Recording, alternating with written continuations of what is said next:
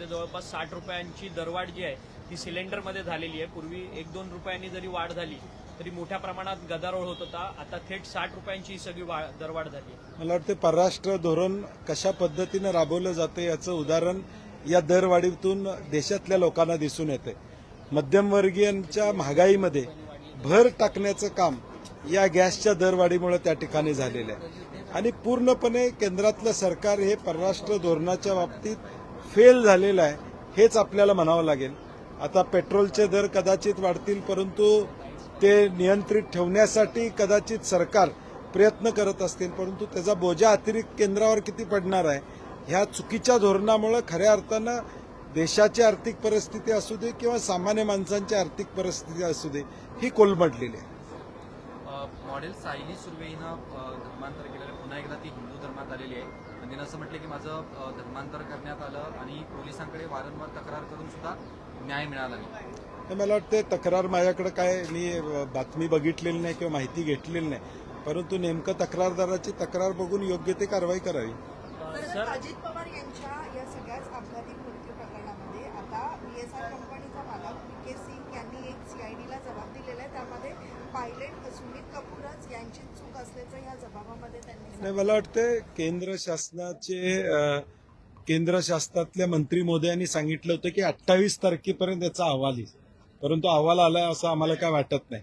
DGCAनं किंवा जो अहवाल आला त्यात काही त्रुटी आढळलेल्या आहेत आणि म्हणून मला वाटतं सरकारनं टाइम बाउंड ह्याची चौकशी करावी आणि त्याचा अहवाल लोकांच्या जनतेसमोर त्या ठिकाणी ठेवा। जी संभ्रम अवस्था आहे ती संभ्रम अवस्था निघाली पाहिजे आणि त्या दृष्टीनं एक तारीख निश्चित करावी। ब्लॅक बॉक्स जप्त करण्यात आलेला आहे, त्याच्यावर नेमकं सरकारनं कारवाई काय केली हे स्पष्ट या ठिकाणी होत नाही आणि मला वाटतं ऑफिशियल स्टेटमेंट सरकारचं येणं गरजेचं आहे की आम्ही 1 महिन्यात ही चौकशी पूर्ण करू, किमान संभ्रम अवस्था जी आहे ती किमान थांबेल।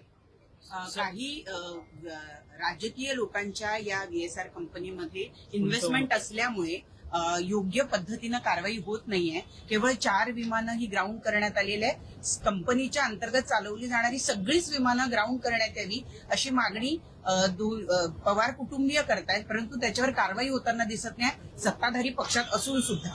नाही, DGCAनं ती कारवाई करणं अभिप्रेत आहे। सुरक्षेचा खेळ अजितदादांच्या माध्यमातून त्या ठिकाणी झालेला आहे हे आपण बघितलेलं आहे की या सगळ्या गोष्टीत काहीतरी त्रुटी असल्याशिवाय हा अपघात त्या ठिकाणी म्हणू किंवा जे काही घडलेलं आहे ते झालेलं आहे आणि म्हणून आता सरकार कारवाई का करत नाही हा प्रश्न लोकांच्या समोर निश्चितपणे आहे। शेतकरी असं म्हणतायत की दादा नाही करून भाजप आता दबाव टाकतोय का? नाही, आता त्यांची हतबलता त्यांनी काल दाखवून दिलेली आहे की अजितदादा नसल्यामुळे राष्ट्रवादी पक्षाची हतबलता ही सगळीकडेच दिसून येते। कोल्हापूर असू दे, रायगड असू दे, साताऱ्यामध्ये असू दे, जिथं जिथं जिल्हा परिषदच्या निवडणुका झाल्या, कोल्हापूर महापालिकेमध्ये तर त्यांना सभापती पद सुद्धा त्या ठिकाणी मिळालं नाही। हे एकूणच दबाव जो काय चाललेला आहे तो आता सहन करावा लागेल। राज्यसभा झाल्यानंतर आता विधान परिषदेच्या निवडणुकीचा विचार ठाकरेंच्या शिवसेनेकडनं केला जातोय आणि आताच दावा सांगितला जातोय उद्धव ठाकरेंच्या मनात इच्छा असेल तर उद्धव ठाकरेच उमेदवार। नाही, मला वाटतं त्याच्यावर राजकीय स्टेटमेंट करण्यापेक्षा महाविकास आघाडी म्हणून एकत्रितपणे आम्ही तो निर्णय त्या ठिकाणी घेऊ आणि योग्य निर्णय आपल्याला निश्चितपणे दिसेल। दुसरा, कर्जमाफी, शेतकऱ्यांची कर्जमाफी या ठिकाणी 100% करू असं सरकारनं सांगितलं होतं, परंतु आता निकष आणि अटी ह्या काय येतात त्याच्यावर बरंचसं अवलंबून असणार आहे आणि ज्यांनी प्रामाणिकपणे कर्ज फेडलेलं आहे त्यांना किमान 1 लाख रुपये देणं अपेक्षित होतं। आमची मागणी 2 लाख आहे। प्रामाणिक फेडणाऱ्याला कुठंच बोनस त्या ठिकाणी मिळत नाही आणि थकबाकीत जो दुर्दैवानं त्या ठिकाणी थकबाकीत गेला त्याचा 100% माफ करायला पाहिजे होतं, कारण तो थकबाकीत का गेला, तो भरू शकला नाही म्हणून थकबाकीत गेलेला आहे।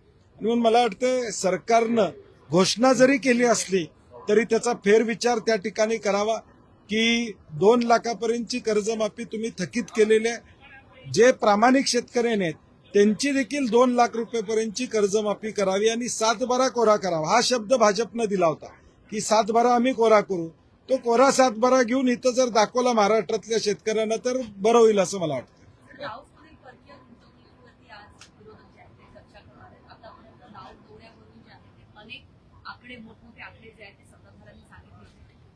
काय नेमकं तुमचा प्रस्ताव असणार आहे? नाही, आता महाराष्ट्रातली परिस्थिती बघितली तर आता ज्यावेळी एखादी जाहिरात निघते एका जागेसाठी, त्यावेळी जाहिरात निघाल्यानंतर अर्ज करायला तरुण युवक आणि युवती नाही आहेत अशी अवस्था आहे. एवढं इन्व्हेस्टमेंट आलेलं आहे की सगळ्यांना नोकऱ्या मिळाल्यात महाराष्ट्रामध्ये. आता कोण नोकरीपासून अलिप्त नाही अशी अवस्था महाराष्ट्राची आहे. मग एवढी बेरोजगारी कशी आहे, एवढे अर्ज कसे येतात? आकडेवारी प्रचंड आहे, परंतु नेमक्या त्या आकडेवारीतनं रोजगार किती म्हणला. आणि आमची मागणी आहे सरकारला, तुम्ही एक व्हाईट पेपर काढावा, किमान यातून दावोसला गेल्या 3-4 वर्षामध्ये जे एमओयूज झाले ते प्रत्यक्षात किती या ठिकाणी उतरले, आकडेवारी जशी तुम्ही एमओयूची सांगता तशी त्या कंपनीला जागा दिली का, कंपनी चालू झाली का, त्यांची इन्व्हेस्टमेंट आली का, ही आकडेवारी जाहीर करावी अशी आमची मागणी असणारच आहे. सर, रोहित पवारांनी एक ट्विट केलेलं आहे की ह्या सगळ्या अजित पवारांच्या विमान अपघाताच्या मृत्यूच्या प्रकरणात जे रोहित सिंग VSRचे मालक आहेत त्यांच्या लग्न समारंभामध्ये प्रफुल्ल पटेल हे गेलेले होते, अशा पद्धतीचा दावा त्यांनी ट्विटच्या माध्यमातून केला. कुठेतरी या सगळ्या विमान अपघाताचा प्रफुल्ल पटेल यांच्याशी लिंक जोडण्याचा नाही, मला वाटतंय अपघाताच्या पूर्वी त्यांच्याशी अनेकांचे संबंध असू शकतात असं नाही, परंतु नेमकं आता म्हणून मी मगाशी म्हणलं तसं तो त्या संबंधाचा आणि ह्याच्याशी जोडणं किती संयुक्त काय मला माहित नाही. परंतु आता मागणी काय लोकांची, महाराष्ट्रातल्या जनतेची, की अजितदादांच्या बाबतीत जे गूढ आहे ते बाहेर यावं एवढी साधारणपणे अपेक्षा.